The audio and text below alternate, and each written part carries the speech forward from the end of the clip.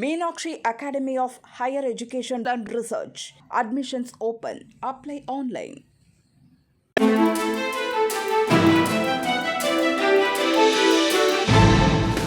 தட்டை, சீடை, முறுக்கு, ரிப்பன் போகடா, அதிரசம் என்ன வேணாலும் செய்யுங்க. ஒரே ஒரு 5 லிட்டர் இதய மந்த்ரா கடல் எண்ணெய் பேக் ஒரு மாசம் முழுசுக்கும் அத்தனை சமையல் முடிச்சு விடலாம். இதய மந்த்ரா. தாவிக கூட்டணிக்கு வருபவர்களுக்கு ஆட்சி அதிகாரத்தில் பங்கு தரப்படும் என அக்கட்சியின் தலைவர் விஜய் ஏற்கனவே அறிவித்துள்ளார். இந்நிலையில் தமிழகத்தில் தற்போது கூட்டணி ஆட்சி பற்றிய விவாதம் துவங்கி இருக்கிறது.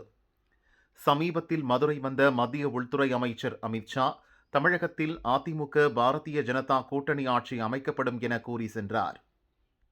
இதையடுத்து திமுக கூட்டணியிலும் அந்த குரல் ஒலிக்க துவங்கியுள்ளது. திமுகவிடம் ஆட்சியில் பங்கு கேட்க வேண்டும் என தமிழக காங்கிரசிலும் சிலர் உரத்த குரலில் பேசி வருகின்றனர். கூட்டணி ஆட்சிதான் எங்கள் நிலைப்பாடு என விடுதலை சிறுத்தைகள் கட்சி தலைவர் திருமாவளவன் தொடர்ந்து குரல் எழுப்பி வருகிறார். கூட்டணி ஆட்சி தொகுதி பங்கீடு குறித்து ஆலோசிக்க ஈரோட்டில் வரும் 22 பொதுக்குழுவை கூட்டுகிறார் மதிமுக பொதுச் செயலர் வைகோ. மார்க்சிஸ்ட் கம்யூனிஸ்ட் கட்சியும் இம்முறை கூடுதல் இடங்களில் போட்டியிடுவோம், அதை வலியுறுத்தி திமுகவிடம் தொகுதிகளை கேட்போம் என திமுக தலைமைக்கு திடீர் நெருக்கடி கொடுத்து வருகிறது. அதாவது தமிழகத்தின் பிரதான கட்சிகளான திமுக, அதிமுகவை தவிர மற்ற கட்சிகள் எல்லாமே கூட்டணி ஆட்சி கோஷத்தை வலியுறுத்த துவங்கியுள்ளன.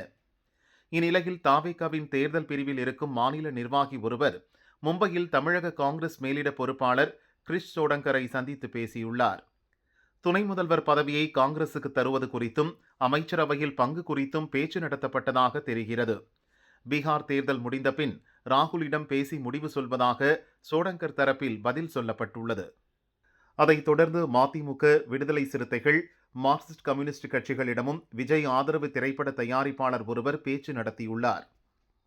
இதுகுறித்து தாவேக வட்டாரங்கள் கூறியதாவது: சமீபத்தில் உளவுத்துறை உயர் அதிகாரி நேரடி பார்வையில் எடுக்கப்பட்ட சர்வேயில் தாவேக தனித்து போட்டியிட்டால் 25% ஓட்டுகள் கிடைக்க வாய்ப்புள்ளதாக தெரிய வந்துள்ளது.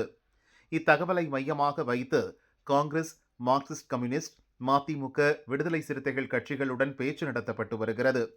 விஜய் தலைமையில் அக்கட்சிகள் கூட்டணி சேருமானால் வெற்றி பெறுவது உறுதி என தாவேக வட்டாரங்கள் கூறின.